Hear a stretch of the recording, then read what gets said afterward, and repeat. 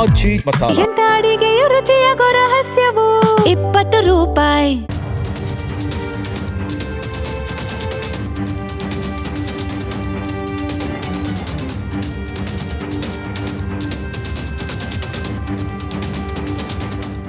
ರೇಣುಕಾಸ್ವಾಮಿ ಕೊಲೆ ಪ್ರಕರಣಕ್ಕೆ ಸಂಬಂಧಪಟ್ಟಂತೆ ನಟ ದರ್ಶನ್ ಕಾನೂನು ಸಂಕಷ್ಟಗಳು ಹೆಚ್ಚುತ್ತಾನೇ ಇದೆ.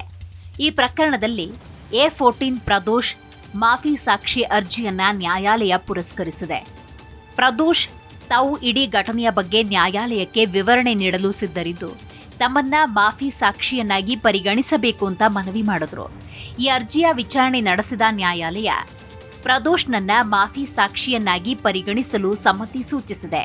ಹೌದು, ಮಹತ್ವದ ಬೆಳವಣಿಗೆಯೊಂದರಲ್ಲಿ ರೇಣುಕಾಸ್ವಾಮಿ ಹತ್ಯೆ ಪ್ರಕರಣಕ್ಕೆ ಸಂಬಂಧಪಟ್ಟಂತೆ A14 ಪ್ರದೋಷ್ನನ್ನ ಮಾಫಿ ಸಾಕ್ಷಿಯಾಗಿ ಪರಿಗಣಿಸಲು 57ನೇ CCH ನ್ಯಾಯಾಲಯ ಸಮ್ಮತಿ ನೀಡಿದೆ. ಈ ಹಿಂದೆ ಪ್ರದೋಷ್ ಮಾಫಿ ಸಾಕ್ಷಿಯಾಗಲು ಪ್ರಾಸಿಕ್ಯೂಷನ್ ಒಪ್ಪಿಗೆ ನೀಡಿತ್ತು. ಆದರೆ ದರ್ಶನ್ ಪರ ವಕೀಲರು ಇದನ್ನ ವಿರೋಧಿಸಿದ್ರು. ಇದೀಗ ನ್ಯಾಯಾಲಯವೇ ಪ್ರದೋಷ್ ಮಾಫಿ ಸಾಕ್ಷಿ ಅರ್ಜಿಯನ್ನ ಪುರಸ್ಕರಿಸಿದೆ. ಇತ್ತೀಚೆಗೆ ರೇಣುಕಾಸ್ವಾಮಿ ಕೊಲೆ ಪ್ರಕರಣದಲ್ಲಿ ತಾವು ಮಾಫಿ ಸಾಕ್ಷಿಯಾಗಲು ಸಿದ್ಧ ಎಂದು ಈ ಪ್ರಕರಣದ A14 ಪ್ರದೋಷ್ ನ್ಯಾಯಾಲಯಕ್ಕೆ ಅರ್ಜಿ ಸಲ್ಲಿಸಿದ್ರು. ಆ ದಿನ ನಡೆದ ಇಡೀ ಘಟನೆಯನ್ನ ಹೇಳಲು ಸಿದ್ಧ ಅಂತ ಪ್ರದೋಷ್ ಸ್ಪಷ್ಟಪಡಿಸಿದ್ರು. ರೇಣುಕಾಸ್ವಾಮಿ ಹತ್ಯೆ ನಡೆದ ದಿನ ತಾನು ಆತನ ಮೇಲೆ ಹಲ್ಲೆ ಮಾಡದಂತೆ ದರ್ಶನ್ ಅವರನ್ನು ತಡೆಯಲು ಪ್ರಯತ್ನಿಸಿದ್ದಾಗಿ ಪ್ರದೋಷ್ ಹೇಳಿಕೊಂಡಿದ್ರು. ನನ್ನ ಪದೇ ಪದೇ ಮನವಿಯ ಹೊರತಾಗಿಯೂ ರೇಣುಕಾಸ್ವಾಮಿ ಮೇಲೆ ಹಲ್ಲೆ ನಡೆಸೋದನ್ನ ದರ್ಶನ್ ನಿಲ್ಲಿಸಲಿಲ್ಲ.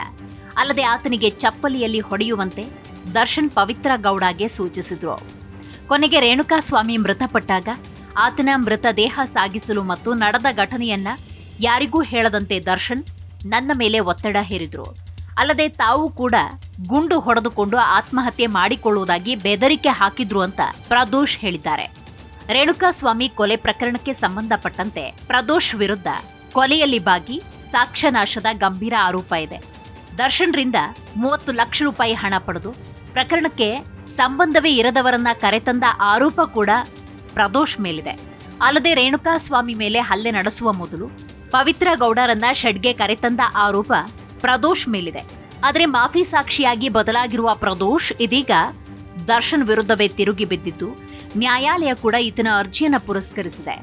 ದರ್ಶನ್ ಪರ ವಕೀಲರ ವಾದವನ್ನ ಒಪ್ಪದ ನ್ಯಾಯಾಲಯ ಪ್ರದೋಷ್ ಮಾಫಿ ಸಾಕ್ಷಿ ಅರ್ಜಿಗೆ ಇತರ ಆರೋಪಿಗಳು ಆಕ್ಷೇಪ ಸಲ್ಲಿಸುವಂತಿಲ್ಲ ಅಂತ ನೇರವಾಗಿ ಹೇಳಿದೆ. ಹಾಗಾದ್ರೆ ಪ್ರದೋಷ್ ಅರ್ಜಿಯಲ್ಲಿ ಏನಿದೆ? ಪ್ರದೋಷ್ ಸಲ್ಲಿಸಿರುವ ಅರ್ಜಿಯ ಪ್ರಕಾರ ಚಿತ್ರದುರ್ಗ ಮೂಲದ ರೇಣುಕಾಸ್ವಾಮಿ ನಟ ದರ್ಶನ್ ಆಪ್ತ ಸ್ನೇಹಿತೆ ಪವಿತ್ರ ಗೌಡಗೆ ಅಶ್ಲೀಲ ಮೆಸೇಜ್ಗಳನ್ನ ಕಳುಹಿಸಿದ್ದಾನೆ ಅನ್ನೋ ಕಾರಣಕ್ಕೆ ಆತನನ್ನ ಅಪಹರಿಸಿ ಕರೆತಂದು ಪಟ್ಟಣಗೆರೆ ಶೆಡ್ನಲ್ಲಿ ಬಂಧಿಸಿ ಹಲ್ಲೆ ನಡೆಸಲಾಯಿತು. ಈ ವೇಳೆ ರೇಣುಕಾಸ್ವಾಮಿಯ ತಲೆಯಿಂದ ರಕ್ತ ಸುರಿತಾ ಇತ್ತು ಅಂತ ಪ್ರದೋಷ್ ತಿಳಿಸಿದ್ದಾನೆ. ಅಷ್ಟೇ ಅಲ್ಲದೆ ಪವಿತ್ರ ಗೌಡ ಕೂಡ ಸ್ಥಳಕ್ಕೆ ಬಂದಿದ್ದಳು ಹಾಗೂ ತನ್ನ ಚಪ್ಪಲಿಯಿಂದ ರೇಣುಕಾಸ್ವಾಮಿಗೆ ಹೊಡೆದಿದ್ಲು ಅಂತ ಅರ್ಜಿಯಲ್ಲಿ ಉಲ್ಲೇಖಿಸಲಾಗಿದೆ. ಇದಿಷ್ಟೇ ಅಲ್ಲದೆ ಇತರೆ ಆರೋಪಿಗಳು ರೇಣುಕಾಸ್ವಾಮಿಯ ಒಳ ಉಡುಪನ್ನ ಕೆಳಗಿಳಿಸಿ ಆತನ ಮೇಲೆ ಭೀಕರವಾಗಿ ಹಲ್ಲೆ ನಡೆಸಿದ್ರು. ನಂದೀಶ್, ಪವನ್, ನಾಗರಾಜ್ ಮರದ ತುಂಡುಗಳು ಹಾಗೂ ನೈಲಾನ್ ಹಗ್ಗದಿಂದ ಹಲ್ಲೆ ಮಾಡಿದ್ದಾರೆ. ನಂದೀಶ್ ರೇಣುಕಾಸ್ವಾಮಿಯನ್ನ ಟಾಟಾ ಏಸ್ ವಾಹನಕ್ಕೆ ನೇಣು ಹಾಕಲು ಯತ್ನಿಸಿದ್ರೆ ನಾಗರಾಜ್ ನೈಲಾನ್ ಹಗ್ಗದಿಂದ ಹಾಗೂ ಇತರ ಆರೋಪಿಗಳು ಮರದ ತುಂಡುಗಳಿಂದ ನಿರಂತರವಾಗಿ ಹೊಡೆದಿದ್ದಾರೆ ಅಂತ ಪ್ರದೋಷ್ ತನ್ನ ಅರ್ಜಿಯಲ್ಲಿ ಉಲ್ಲೇಖ ಮಾಡಿದ್ದಾನೆ. ಪ್ರದೋಷ್ ತನ್ನ ಅರ್ಜಿಯಲ್ಲಿ ಮತ್ತಷ್ಟು ಗಂಭೀರ ಆರೋಪ ಮಾಡಿದ್ದು ಸಂತ್ರಸ್ತನ ಮೊಬೈಲ್ನಲ್ಲಿದ್ದ ಸಂದೇಶಗಳನ್ನ ಜೋರಾಗಿ ಓದುತ್ತಿದ್ದ ಸಮಯದಲ್ಲಿ ಸ್ವತಃ ದರ್ಶನ್ ನೈಲಾನ್ ಹಗ್ಗವನ್ನ ತೆಗೆದುಕೊಂಡು ರೇಣುಕಾಸ್ವಾಮಿಯ ಕೈ ಹಾಗೂ ಬೆನ್ನಿನ ಮೇಲೆ ಹಲವು ಬಾರಿ ಹೊಡೆದಿದ್ದಾರೆ. ಮತ್ತೊಂದು ಹಂತದಲ್ಲಿ ರೇಣುಕಾಸ್ವಾಮಿಯನ್ನ ಸಂಪೂರ್ಣವಾಗಿ ನಗ್ನಗೊಳಿಸಿ ಸ್ವತಃ ದರ್ಶನ್ ಆತನ ಗುಪ್ತಾಂಗಗಳಿಗೆ ಪದೇ ಪದೇ ಒದ್ದಿದ್ದಾರೆ ಅಂತ ಉಲ್ಲೇಖಿಸಲಾಗಿದೆ. ಈ ರೀತಿಯ ಸತತ ಹಲ್ಲೆ ಪ್ರಾಣಾಪಾಯಕ್ಕೆ ಕಾರಣವಾಗಬಹುದು ಅಂತ ತಾನು ಒಂದಕ್ಕಿಂತ ಹೆಚ್ಚು ಬಾರಿ ಮಧ್ಯ ಪ್ರವೇಶಿಸಿ ಎಚ್ಚರಿಕೆ ನೀಡಿರೋದಾಗಿ ಪ್ರದೋಷ್ ತಿಳಿಸಿದ್ದಾರೆ. ಅಲ್ಲದೆ ಸಂತ್ರಸ್ತನಿಗೆ ತಿನ್ನಲು ಆಹಾರ ಮತ್ತು ನೀರು ನೀಡಿದ ಬಳಿಕ ದರ್ಶನ್ ರೇಣುಕಾಸ್ವಾಮಿಯ ಕತ್ತು ಮತ್ತು ಎದೆಗೆ ಒದ್ದದ್ರಿಂದ ಆತ ಕುಸಿದು ಬಿದ್ದಿದ್ದು. ಅಷ್ಟೇ ಅಲ್ಲದೆ ದರ್ಶನ್ ತಮ್ಮ ಎರಡೂ ಕಾಲುಗಳನ್ನ ಸಂತ್ರಸ್ತನ ಎದೆಯ ಮೇಲಿರಿಸಿ ತುಳಿದಿದ್ದಾರೆ. ಬಳಿಕ ತಾನು ಮಧ್ಯ ಪ್ರವೇಶಿಸಿ ಅವರನ್ನ ದೂರ ಕರೆದುಕೊಂಡು ಹೋದೆ ಅಂತ ಪ್ರದೋಷ್ ತನ್ನ ಅರ್ಜಿಯಲ್ಲಿ ಆರೋಪಿಸಿದ್ದಾನೆ. ಇನ್ನು ರೇಣುಕಾಸ್ವಾಮಿ ಮರಣದ ಬಳಿಕ ಕೃತ್ಯವನ್ನ ಮುಚ್ಚಿ ಹಾಕೋದಕ್ಕೆ ನಡೆದ ಯತ್ನಗಳ ಬಗ್ಗೆ ಅರ್ಜಿಯಲ್ಲಿ ವಿವರಣೆ ಕೊಡಲಾಗಿದೆ. ಈ ದುರ್ಘಟನೆಯ ನಂತರ ಪರಿಸ್ಥಿತಿಯನ್ನ ಸಮರ್ಥಿಸಿಕೊಳ್ಳುವುದಕ್ಕೆ ಸಹಾಯ ಮಾಡದಿದ್ರೆ ತಾನೇ ಬಂದೂಕಿನಿಂದ ಗುಂಡು ಹಾರಿಸಿಕೊಂಡು ಆತ್ಮಹತ್ಯೆ ಮಾಡಿಕೊಳ್ಳುವುದಾಗಿ ನಟ ದರ್ಶನ್ ಬೆದರಿಕೆ ಹಾಕಿದ್ರು ಅಂತ ಪ್ರದೋಷ್ ಆರೋಪಿಸಿದ್ದಾರೆ. ನಿಜವಾದ ಸಂಗತಿಯನ್ನ ಬಚ್ಚಿಟ್ಟು ಬೇರೆಯದ್ದೇ ಕಥೆಯನ್ನ ಸೃಷ್ಟಿಸುವ ಕುರಿತು ಆ ಸಂದರ್ಭದಲ್ಲಿ ಸಾಕಷ್ಟು ಚರ್ಚೆಗಳು ನಡೆದಿದ್ದಾವೆ.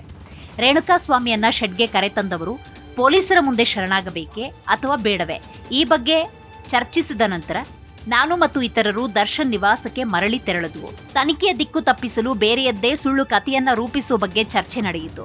ಈ ವೇಳೆ ರಾಘವೇಂದ್ರ ಶರಣಾಗಲು ಒಪ್ಪಿಕೊಂಡ ಮತ್ತು ಇನ್ನೂ ಕೆಲವರನ್ನ ವ್ಯವಸ್ಥೆ ಮಾಡಬೇಕು ಅಂತ ವಿನಯ್ ದರ್ಶನ್ಗೆ ತಿಳಿಸಿದ್ದಾನೆ ಅಂತ ಪ್ರದೋಷ್ ಅರ್ಜಿಯಲ್ಲಿ ಉಲ್ಲೇಖಿಸಿದ್ದಾನೆ. ಇದಾದ ನಂತರ ದರ್ಶನ್ ಹಣದ ಬ್ಯಾಗ್ನೊಂದಿಗೆ ಬಂದು ನಾಗರಾಜ್ಗೆ 5 ಲಕ್ಷ ರೂಪಾಯಿ, ವಿನಯ್ಗೆ 10 ಲಕ್ಷ ರೂಪಾಯಿಯನ್ನ ನೀಡಿದ್ದಾರೆ ಅಂತ ಅರ್ಜಿಯಲ್ಲಿ ಉಲ್ಲೇಖಿಸಲಾಗಿದೆ. ಹಣಕಾಸಿನ ವಿವಾದದ ಹಿನ್ನೆಲೆಯಲ್ಲಿ ರೇಣುಕಾಸ್ವಾಮಿಯನ್ನ ಚಿತ್ರದುರ್ಗದಿಂದ ಕರೆತರಲಾಗಿದ್ದು, ಜಗಳದ ವೇಳೆ ಕೊಲೆಯಾಗಿದೆ ಅಂತ ರಾಘವೇಂದ್ರ, ಕಾರ್ತಿಕ್ ಅಲಿಯಾಸ್ ಕಪ್ಪೆ ಮತ್ತು ನಿಖಿಲ್ ಪೊಲೀಸರ ಮುಂದೆ ಶರಣಾಗುವಂತೆ ಮಾಡಲು ಗುಂಪು ಸಂಚು ರೂಪಿಸಲಾಗಿತ್ತು ಅಂತ ಪ್ರದೋಷ್ ತಿಳಿಸಿದ್ದಾನೆ. ಇನ್ನು ಪೊಲೀಸರ ಮುಂದೆ ಶರಣಾಗುವ ಆರೋಪಿಗಳಿಗೆ ಜಾಮೀನು ದೊರಕಿಸಿಕೊಡೋದಾಗಿ ಭರವಸೆ ಕೂಡ ನೀಡಲಾಗಿತ್ತು ಮತ್ತು ಮೃತದೇಹವನ್ನ ವಿಲೇವಾರಿ ಮಾಡಲು ಪ್ರಯತ್ನಿಸಲಾಗಿತ್ತು ಅನ್ನುವ ಗಂಭೀರ ಆರೋಪವನ್ನ ಮಾಡಲಾಗಿದೆ. ಚಾಲಕನೊಬ್ಬ ಸಹಾಯ ಮಾಡಲು ನಿರಾಕರಿಸಿದ ನಂತರ ರೇಣುಕಾಸ್ವಾಮಿಯ ಮೃತದೇಹವನ್ನ ಮೂಲ ಅಪರಾಧ ಸ್ಥಳದಿಂದ ಬಿಳಿ ಬಣ್ಣದ ಸ್ಕಾರ್ಪಿಯೋ ವಾಹನದಲ್ಲಿ ಸುಮನಹಳ್ಳಿ ಬಳಿಯ ಪ್ರದೇಶಕ್ಕೆ ಸಾಗಿಸಲಾಯಿತು ಮತ್ತು ಆ ವಾಹನದ ಮುಂಭಾಗ ಮತ್ತು ಹಿಂಭಾಗದ ನಂಬರ್ ಪ್ಲೇಟ್ಗಳನ್ನು ತೆಗೆದುಹಾಕಲಾಗಿತ್ತು ಅಂತ ಅರ್ಜಿಯಲ್ಲಿ ಹೇಳಲಾಗಿದೆ. ಅಪರಾಧವು ಬೇರೆಡೆಗೆ ನಡೆದಿದೆ ಅನ್ನೋ ಭ್ರಮೆಯನ್ನ ಮೂಡಿಸೋದಕ್ಕೆ ಮೃತದೇಹವನ್ನ ಸುಮನಹಳ್ಳಿ ಬಳಿಯ ಚರಂಡಿಗೆ ಎಸೆಯಲಾಗಿತ್ತು ಅಂತ ಪ್ರದೋಷ್ ತಮ್ಮ ಅರ್ಜಿಯಲ್ಲಿ ಉಲ್ಲೇಖಿಸಿದ್ದಾರೆ. ಕೊಲೆಯ ನಂತರ ತನಗೆ ತಿಳಿದಿರುವ ಎಲ್ಲಾ ಸತ್ಯಾಂಶವನ್ನ ಹಾಗೂ ಇತರ ಆರೋಪಿಗಳ ಪಾತ್ರದ ಕುರಿತು ಪೂರ್ಣ ಮತ್ತು ನಿಜವಾದ ವಿವರಣೆ ನೀಡಲು ಸಿದ್ಧವಿರುವುದಾಗಿ ಪ್ರದೋಷ್ ನ್ಯಾಯಾಲಯಕ್ಕೆ ತಿಳಿಸಿದ್ದು, ಈ ಪ್ರಕರಣದ ಸಾಕ್ಷಿಯಾಗಿ ತನ್ನ ಈ ಸಾಕ್ಷ್ಯ ಪ್ರಾಸಿಕ್ಯೂಷನ್ನ ವಾದಕ್ಕೆ ಅತ್ಯಂತ ನಿರ್ಣಾಯಕ ಕೊಂಡಿಯಾಗಲಿದೆ ಎಂದು ವಾದಿಸಿದ್ದಾರೆ.